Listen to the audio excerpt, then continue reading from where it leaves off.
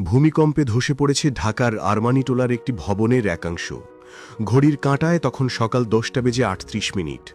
কিছু বুঝে ওঠার আগেই এক প্রলয়ঙ্করী ঝাঁকুনিতে কেঁপে উঠল তিলোত্তমা নগরী। পায়ের তলার মাটি যেন সরে যাচ্ছিল। বহুতল ভবনগুলো দানবের মতো দুলছিল এদিক ওদিক। আর সেই কম্পনেরই শিকার হল পুরান ঢাকার আরমানিটোলার ঐতিহ্যবাহী কসাইটুলি। বিকট এক শব্দে খান খান হয়ে গেল সকালের নিস্তব্ধতা। মুহূর্তের মধ্যে একটি পুরনো ভবনের একাংশ তাসের ঘরের মতো হুড়মুড়িয়ে ধসে পড়ল।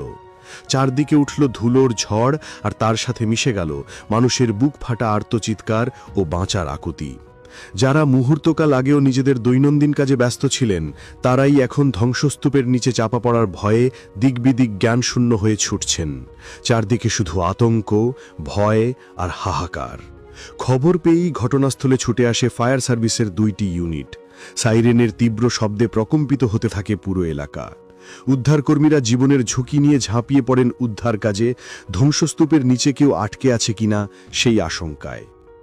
রাজধানী ঢাকাসহ প্রায় সারা দেশই এই আকস্মিক কম্পনে থরথর করে কেঁপে ওঠে।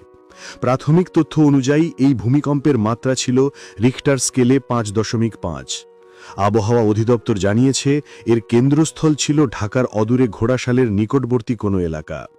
ভূপৃষ্ঠের খুব কাছাকাছি এর উৎপত্তি হওয়ায় ঝাঁকুনির তীব্রতা ছিল অনেক বেশি। উঁচু ভবনের বাসিন্দারা যেন সাক্ষাৎ যমদূতকে চোখের সামনে দেখছেন।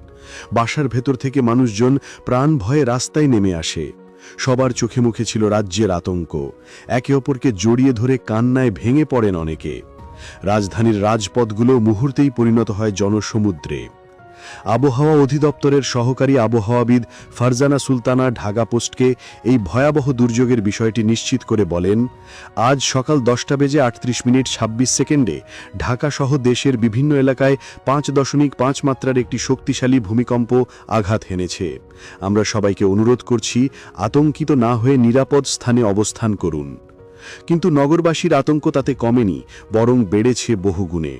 সবচেয়ে বড় ভয় এখন আফটার শক নিয়ে।